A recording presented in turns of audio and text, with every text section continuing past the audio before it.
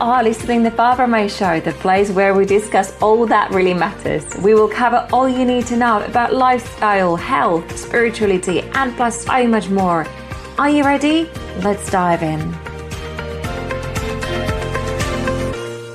You are listening to episode 5 with Kate Neudecker. Kate is a personal trainer, online coach, nutritionist, and host of the Fitness Mindset podcast.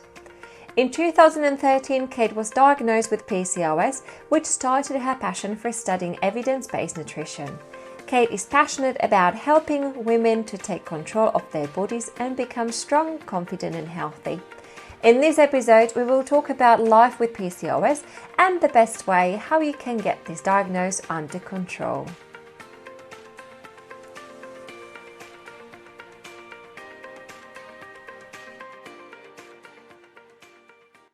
Hi, Kate. Thank you very much for coming on my podcast. I'm very excited to have you here today. So my first question for you is, what are you grateful for? I am incredibly grateful actually for my health because of that. Actually, just talking about it today, it reminds me a lot of how much I used to struggle with my health and my mental health and my physical health, to the point where I felt really powerless, and actually every day felt very difficult. So I would say I am incredibly grateful every day for the health that I have now, and to be fortunate enough to do things like exercise, do things like do my job well. And I feel incredibly grateful for that. So can we dive straight in and can we start talking about the PCOS? Sure, absolutely. So thank you very much for having me, Barbara. So I think when people are initially diagnosed with PCOS, they have a lot of questions about it. They have a lot of things that they don't know about it. And I hope that the information that I can bring today can help people feel a bit more empowered with the knowledge around PCOS. So PCOS stands for polycystic ovarian syndrome, and it is a syndrome affecting your hormones, where you can have cysts, ovarian cysts. You can also have missing periods, different length of cycles. You can also have other symptoms such as weight gain, psychological symptoms as well as mental health affected, so metabolic, psychological and physiological symptoms that are affected with PCOS. It can be a little bit disheartening for women when they do get a PCOS diagnosis, because it can also affect our fertility. And one of the main interventions that can be used with PCOS is actually nutrition and lifestyle interventions, which is fantastic. It's something that's within our grasp. It's something that we have control of day to day. So myself as a coach, I can actually help people within my scope of practice, of course, as a personal trainer and nutritionist. And that's what I can bring a little bit of knowledge with today. But the general advice for people with PCOS can be on the internet a little bit extreme. However, the actual advice that really does help people is pretty basic, which is good though. It's within our grasp to help ourselves with PCOS. I'm very grateful to have you here today because I'm very passionate about this topic. I have been diagnosed with PCOS 6 years ago, and I have not been diagnosed like you would imagine that people would get diagnosed properly. I have been told, oh yeah, she has PCOS, and I have been sent home. I have not seen any specialists. I had no idea what PCOS is, what PCOS stands for, and that the PCOS was the main cause of a lot of health issues I had. So when it comes to my personal experience, is that I have gained a lot of weight. I have struggled not to get pregnant, but I have several miscarriages, mood swings, extreme tiredness. We're talking, I need to go sleep like 6 p.m. and wake up in the morning and still need to have a nap. Cravings, food cravings, incredible food cravings. So what were your experience with your PCOS? Well, slightly different. Some of the things you mentioned there, I did experience as well, particularly with things like food cravings. Now, unfortunately, when I had my diagnosis with PCOS, I actually had an eating disorder as well. Whether that was linked to PCOS and each one exacerbated the other, it was quite difficult in that with the cravings. I would also have food binges, restrictions and binges. I would also partake in what is called orthorexia, which is is over preoccupation with food and exercise to the point where you are overly obsessive and overly restrictive. And that can also result in binge eating as well, unfortunately. So a lot of psychological issues that I experienced when I had my diagnosis with PCOS, which was also exacerbated by also that feeling of being kind of kept in the dark about my body, and also not feeling like I had the support around me in terms of what intervention should I make with my nutrition to make me healthy. But I had, in terms of kind of fatigue, you mentioned very bad fatigue, points where I would pass out, whether that was from over restricting food, whether that was actually part of the hypoglycemia that I experienced, but also a lack of periods for 3 years. So like I say, these are also things that can be affected in terms of over restriction, over exercise, which is also something called athletic amenorrhea. So it was all very complicated with my diagnosis, but it was clear that with the diagnosis that I did have polycystic ovaries. So that was my experience. And what I did, though, the most important thing, which I must stress to people listening, is that you do see your general practitioner and get the appropriate support. Now, when I was diagnosed, and maybe when you were diagnosed, Barbara, maybe there was a bit less support around polycystic ovary syndrome. But now I think a lot more general practitioners, GPs, are very helpful with these things, and you can get the appropriate referrals to an endocrinologist, for example, or a gynecologist, to help you with these conditions. So that's something I must stress as well, that while I am a nutritionist and I can help people with the nutrition part, which is a big part of the lifestyle interventions, making sure you've got the appropriate support within healthcare can be really a big help with it as well. Absolutely. Thank you very much. Also, I have noticed that there is loads of Instagram accounts of people who are fighting the PCOS, and they come up with like loads of interesting ideas. Definitely those don't suit every type of PCOS. What would you say? I think there is like 4 types of PCOS diagnosis. So, but you can definitely pick bits here and there, whoever is listening, and kind of get inspired by those people. I want to go back when you were saying about your training. So I know there are so many people who are diagnosed with PCOS. They don't do anything about it because they might be ashamed, and they excessively training. Was that your case? Yes, 100%. So I was under the impression that if I would exercise more, that would help. It was also to help my anxiety at the time as well. So I would lean on exercise too much to help my anxiety, which might have also been related to the PCOS, which actually is a symptom of PCOS as well. But I would also, for the weight loss, I wanted to exercise more.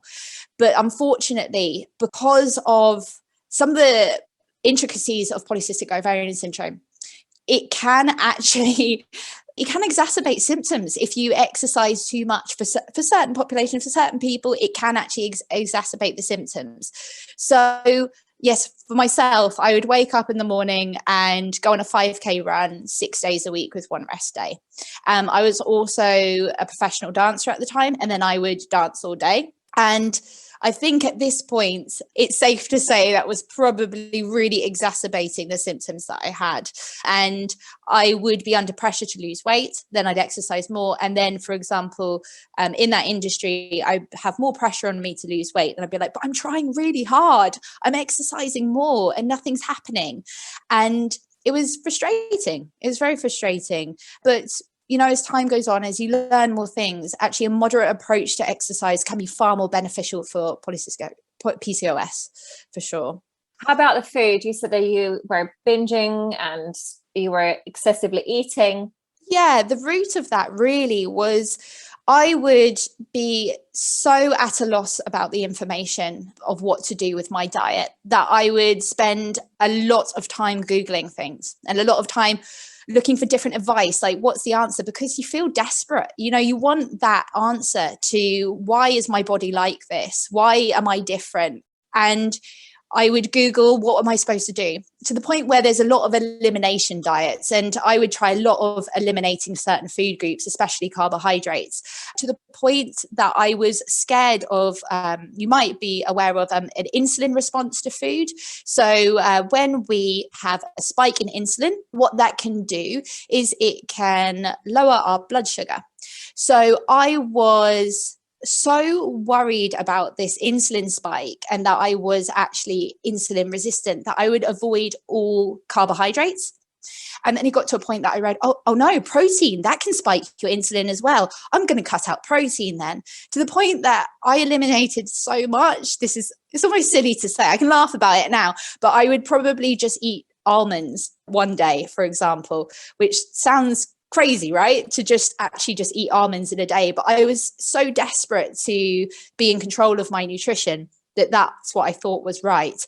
And of course, we know that when you eliminate food groups and when you're overly restricted, it gets to a certain point, you're like, I can't do this anymore. Like, I'm just going to eat everything. And you do, because you're so hungry and you've restricted yourself so much. And then the floodgates would open. And of course, I would eat all the chocolates or the crisps that I could get my hands on, which of course is going to then actually really affect your blood sugar levels even more. And it would just be a bit of a cycle that I got myself in for a couple of years.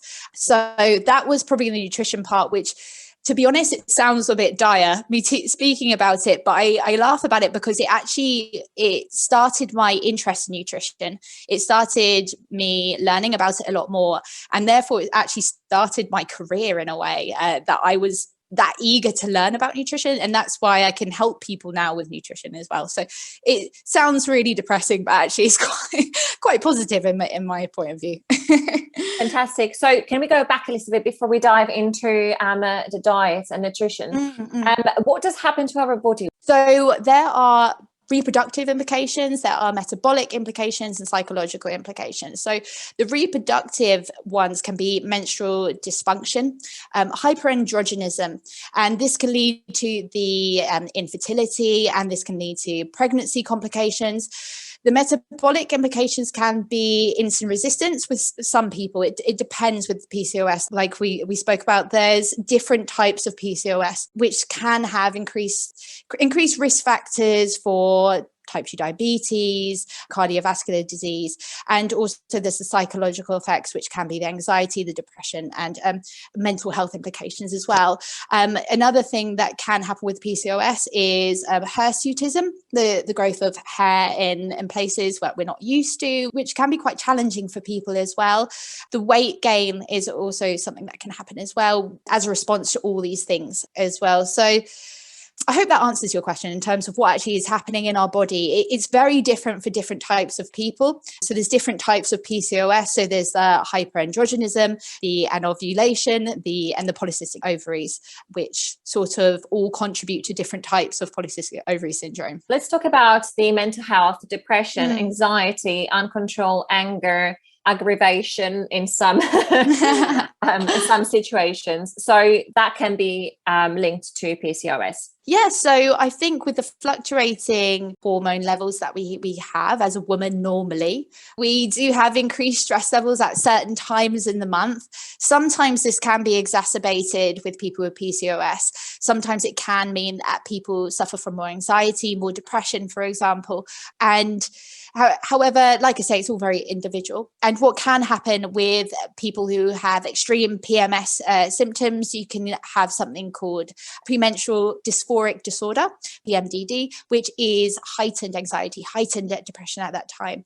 If you feel like this is something that is affecting you, please do see your doctor. Please do see someone about this, because the support that you can get from your doctor or for psychological mental health reasons, see a therapist, for example, is going to surpass any support that you can get from, for example, someone online or something like that. So, but yeah, those are some of the psychological parts of what the cycle can affect, I think, with PCOS. I just want to say that when I had my second pregnancy, I struggled badly with depression and anxiety. Yeah. I went to my GP, even though that in my notes was mentioned that I have been PCOS diagnosed, I have been prescribed antidepressants.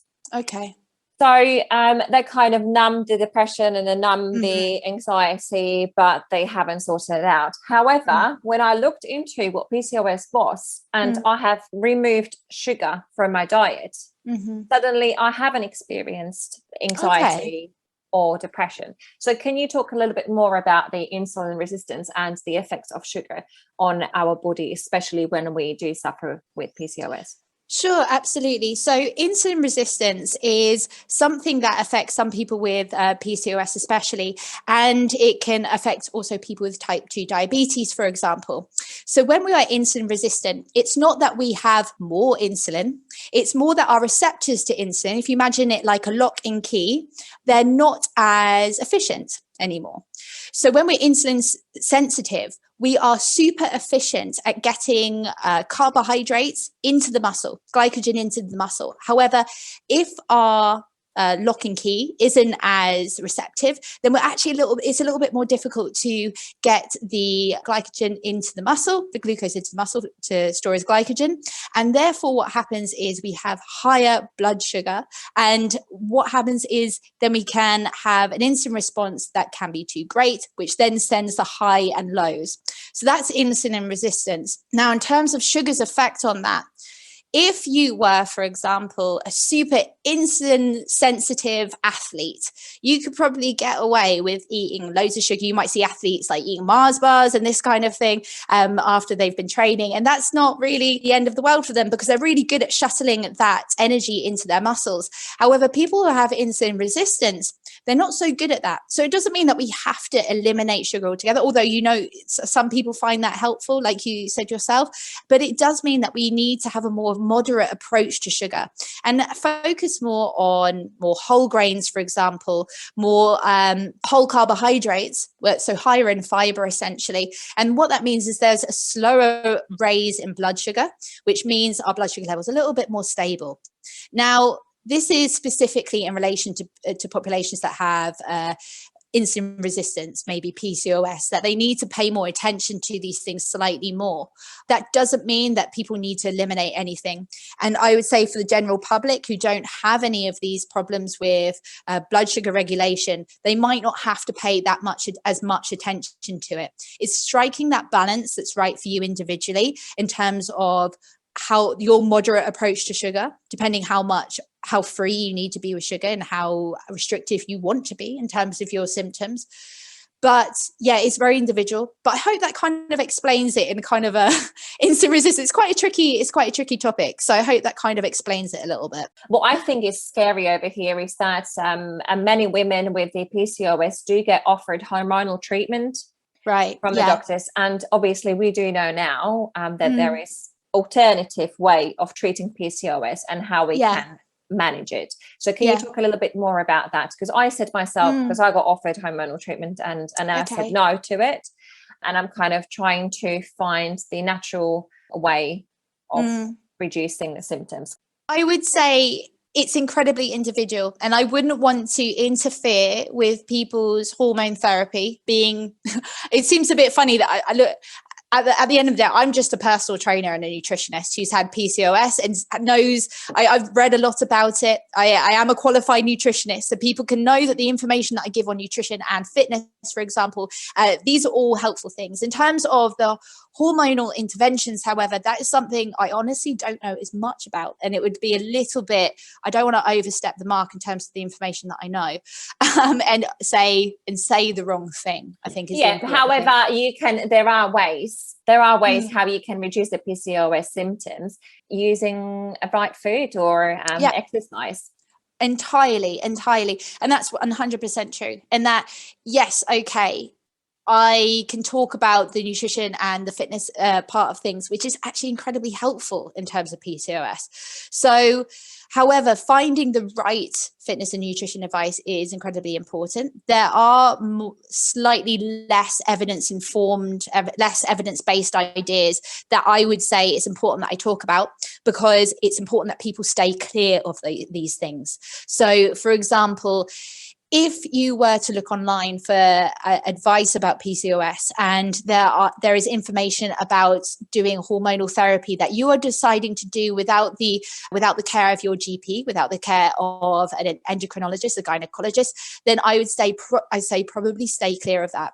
In fact, to the point where I think that actually reminds me, funny enough, it's very relevant, your question, because I remember I went down a rabbit hole when I was trying to find the answer of why is this happening to me, or how can I get my periods back, for example. And one of the articles I read, it seemed to be steering me towards progesterone cream. Now, this is then something I took into my own hands, and I decided to order progesterone cream, thinking that was going to help. However, I didn't really know if I had low progesterone levels. That's not something, I don't think I could look at my blood work and say, oh yeah, actually, yeah, I will self-medicate myself and start taking this, because actually that's like taking the doctor's role. And a doctor is a doctor because they spent years and years studying. And I think it's important, even though you're desperate and you really want an answer, don't take the medication part into your own hands. I think that's important for sure. But yeah, sort of taking it back to your question, kind of some of the homeopathic routes as well. I think that is when it can be helpful. Some people, in some individual people.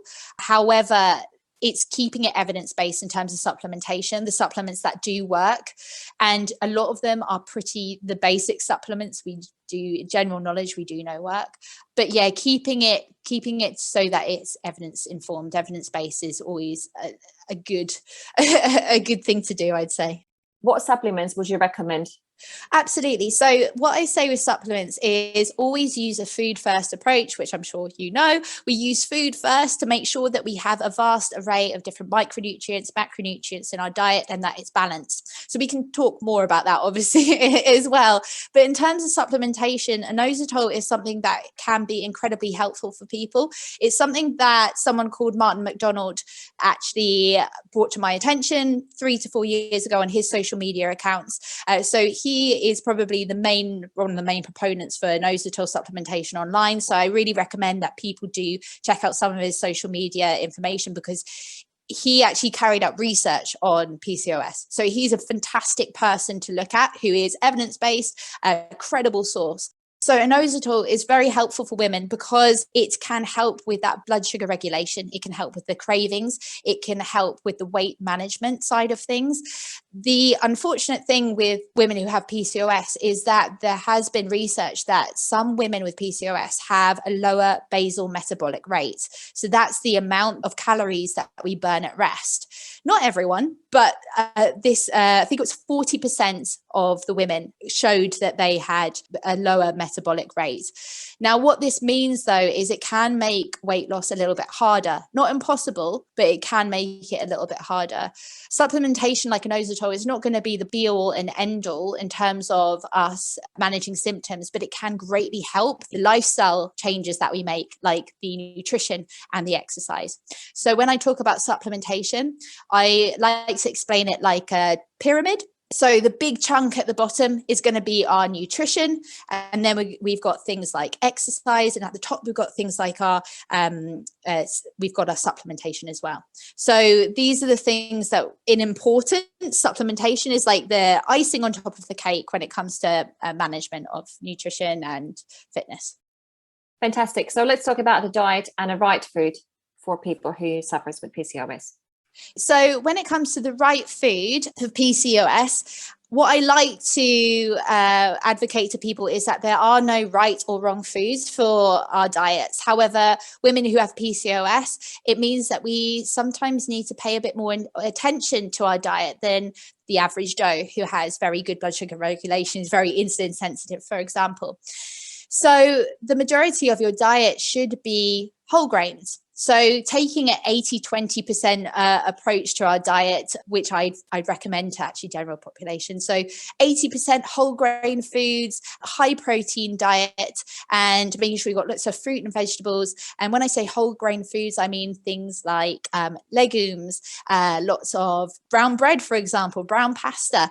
Now, when I say lots of carbohydrates, I mean a moderate approach to carbohydrates as well. So we're not having lots and lots and lots. We're having a moderate amount for you as an individual, which sounds a little bit vague because we all as individuals need different amounts, and finding the right amount for you takes a little bit of trial and error.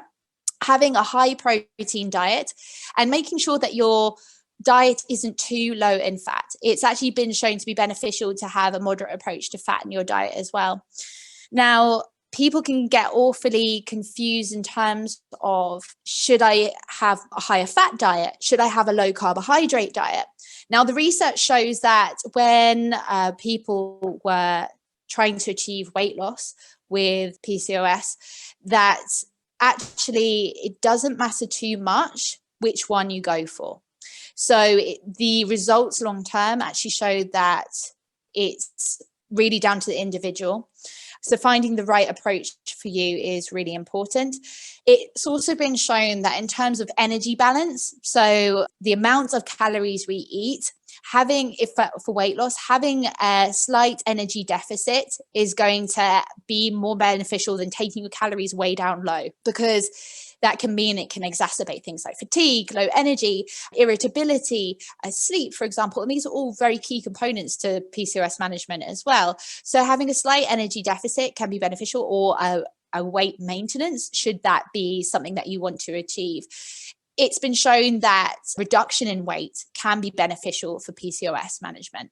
Whether that is for everyone is not the case. So I have to be careful to say that it's not for everyone, but the majority of people would benefit from weight reduction, as what many GPs advise is to lose weight to help with PCOS symptoms. For myself, it wasn't the case. If I'd have gone to lose weight more, it would have exacerbated symptoms. So that's why I'm careful. Before we did this recording, we were talking about the cyst rupture. So I had cyst rupture myself, and I was in a hospital, and the doctor came, and we were like talking about it, and I said to him, like, what do I need to do now? And he said to me, he said, if I lost 10% of my weight, that would stabilize the PCOS diagnosis. So yes, some people, it is good for some people and so on. I just wanted to add this. How do we get PCOS? What do you think? Oh my goodness. I know nobody knows, but I was just wanting to know. No, that's true. It's really important that you say nobody knows, because even the top research that we have, we don't have a huge amount of research about PCOS. We don't really know why it exists. With all the research we have, there's nothing there that says, oh, it's because of this. So we can talk anecdotally and like our opinions on these things. So when I say, I think it's because of this, I've heard some really different opinions on this as well, actually, from a GP that I'm not sure I agreed with. But so that was a hypothesis that in prehistoric times, when we had low food amount, so a small amount of food, our reproductive system wasn't of importance. It would actually be not beneficial for us to become pregnant if there's food scarcity, because that could mean we wouldn't be able to feed ourselves. It could put us in danger, for example, and that's why the reproductive system would then stop. Now, that's just a hypothesis that a GP once told me. I don't know if that's true. I don't know if there's some truth in that. I know for a fact that in terms of I don't know if anyone's heard of low energy availability in athletes. So in athletes, there is something called the female triad, and that is when there's low energy availability, so we don't have enough energy, and the reproductive system shuts down. So in order for us to keep the more important parts of our body going, for example. So I think there is some truth in these ideas that when there is not food available, that we can shut down our reproductive systems to make sure that we survive.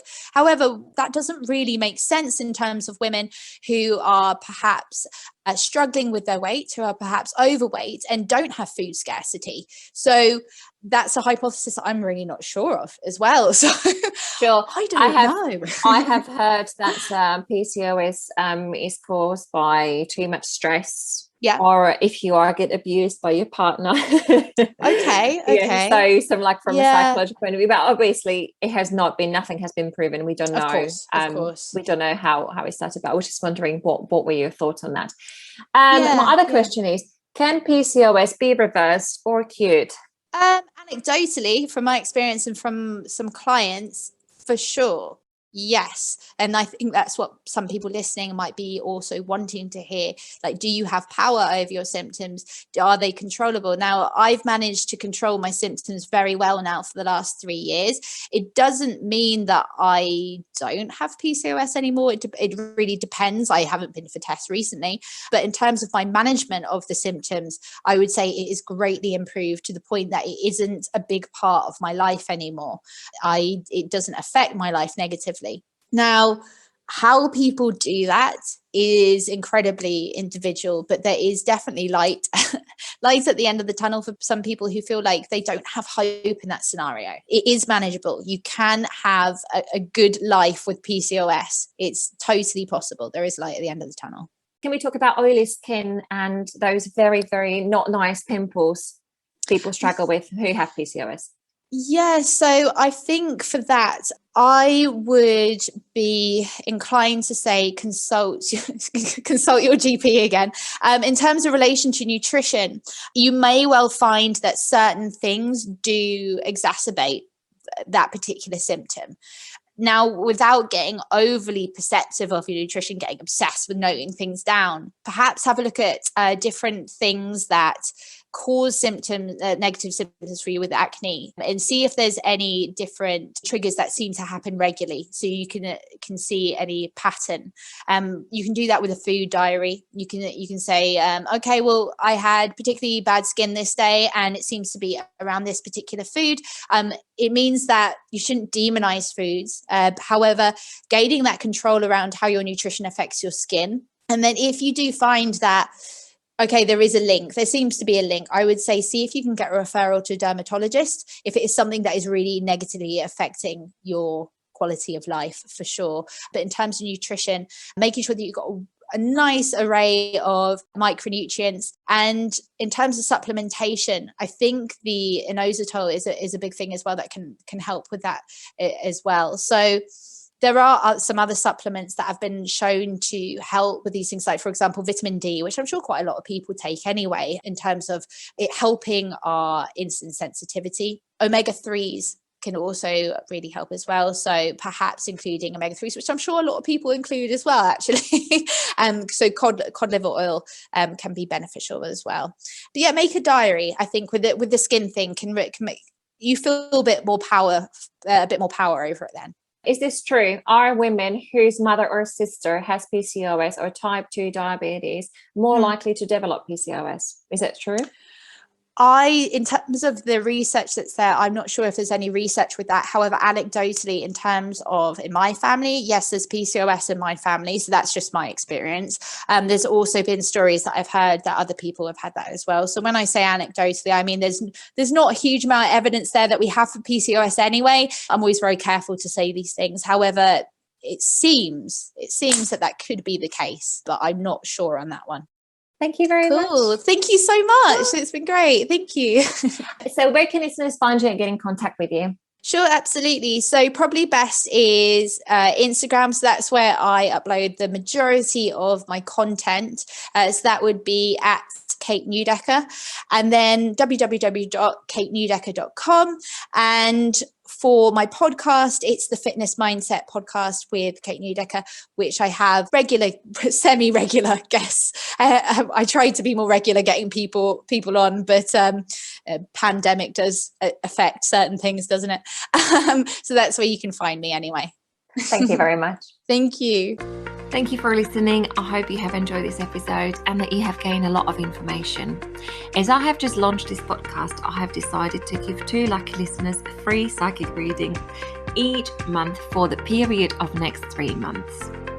These readings will be a combination of a tarot and a psychic channeling. To enter, all you need to do is leave a review in the iTunes store, take a screenshot of it, send it to me on barbramayShow@gmail.com, which is BARBRAMAYSHOW@gmail.com.